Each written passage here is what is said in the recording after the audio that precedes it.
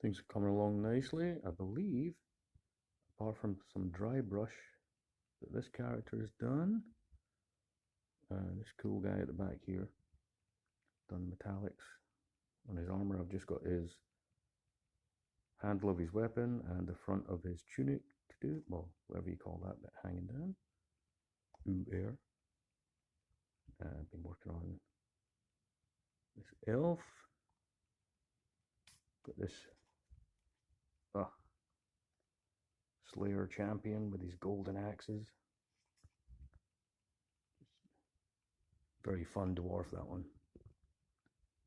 And look, these other characters, I haven't really done much on them yet.